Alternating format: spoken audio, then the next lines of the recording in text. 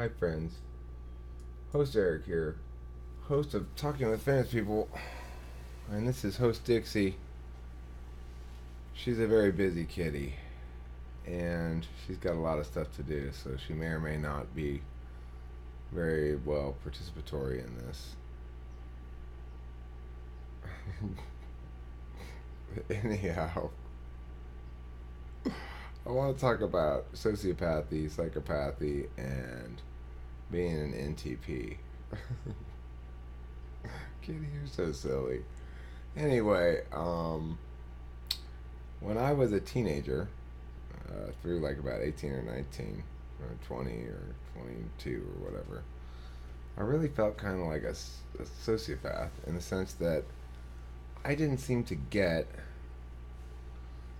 that it would matter to me if certain people died or that I valued relationships a lot. It seemed to me that kind of as long as I got mine, so to speak, that I'd be fine. And I didn't really need anything beyond my appetites fulfilled. I always had plenty of appetites. But I will tell you that I was wrong. I was wrong then, and I was wrong because I may have lacked a certain amount of empathy during that time period in terms of decision making, but not in terms of feeling the impacts of things. And I didn't quite get that. My FI back then was very hard for me to understand. I didn't I didn't know when I was sad that that's what that was, that I was being sad. I didn't know when I was angry that that's what it was, that I was being angry. I just thought that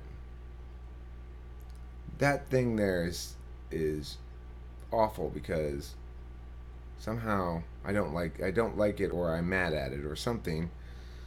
But it was always the other thing that was the issue, not my own emotions. And like when my first girlfriend broke up with me, I didn't know that I was grieving and mourning and heartbroken. And I didn't know what that meant. I just thought shit was shitty. I don't know.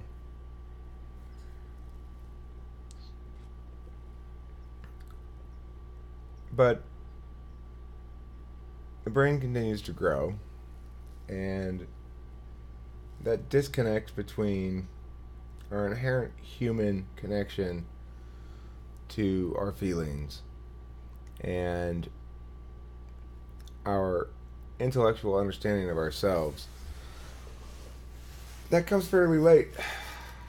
And I think it goes the other direction for feelers. Somebody who's got introverted feeling, for example, high in the stack, it comes fairly late for them to see things through, to make the connection between their thinking and their feelings, just as it does for us. What I would say is, until that moment when your ethics have both the framework and the authentic body source, then err on the side of caution. And know that whatever karma you incur, you'll have to pay back, regardless of whether it seems like it's karma at the moment or not. And yeah, Luna, you might do well with a super mushy boyfriend. Go for mush. Go for the mushiest guy you can find. Because you are warmth seeking, whether you know it or not. And when someone provides it to you in the way that you actually seek, you will burst into tears.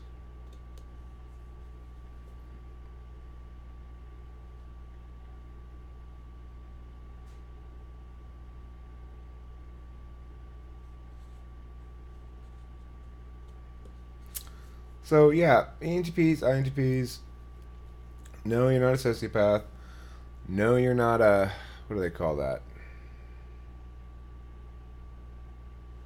There's another one that another word they use for somebody who doesn't seem to have any emotions or doesn't seem to feel things.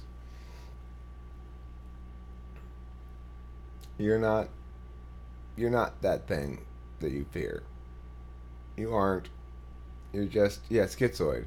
You're not schizoid. You might behave as schizoid for about 10 years, 16 through 26 or so, maybe 15 through 25. Probably it's a younger 10 years if you're a girl. Uh, but you're not. And it is true what Two Up Arrows says. Two Up Arrows says that somebody like us, we need a partner that is warm and uplifting. Somebody who provides the juice that we fail to understand or fail to connect to our thinking naturally. The importance of feelers cannot be overstated. I know if you're trying just trying to get something logical done, they can be a pain in the ass. But without them, nothing matters. So, I don't know. They provide, our feelings provide the significance for everything.